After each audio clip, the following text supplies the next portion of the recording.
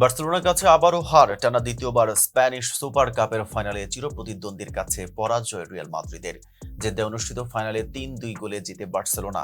এই হার রিয়ালের জন্য ছিল বেশ বিব্রতকর, কিন্তু ম্যাচের পর আরো বড় বিতর্কে জড়ায় রিয়াল মাদ্রিদ, কারণ চ্যাম্পিয়ন বার্সেলোনাকে প্রথাগত সম্মান গার্ড অব অনার দেয়নি তারা। ভিডিও ফুটেজে দেখা যায় এই সিদ্ধান্তের পেছনে ছিলেন রিয়াল তারকা কিলিয়ান এমবাপ্পে।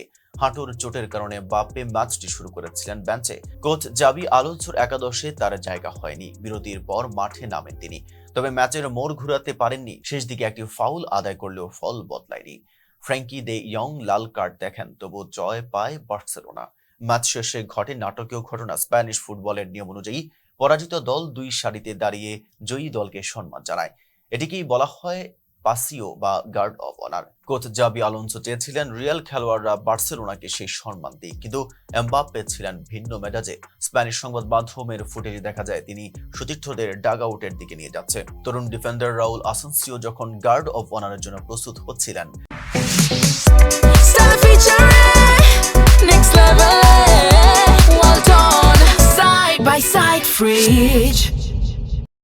তখন এমবাপ্পে চোখে মুখে ছিল বিরক্তি।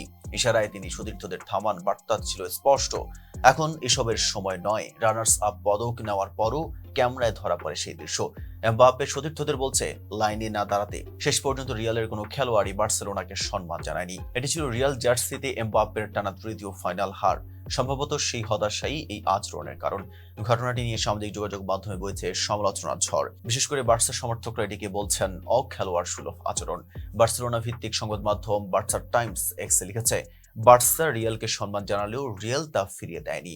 আর এর কেন্দ্রবিন্দুতে ছিলেন কিলিয়ান এমবাপ্পে। তাদের ভাষায় পুরো ঘটনাটি ছিল অত্যন্ত কুরুচিপূর্ণ। এখন সাথে ছিলাম মেহেদী হাসান। ফেজ দ্য পিপলের সাথে থাকার জন্য ধন্যবাদ।